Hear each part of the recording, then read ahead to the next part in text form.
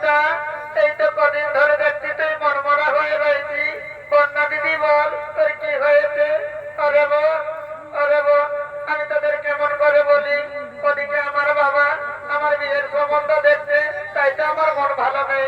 আরে দিদি, তোর বিয়ে হবে, আমরা কত আনন্দ ফুর্তি করবো, তাই না দিদি? এতে মন খারাপ করিস নে।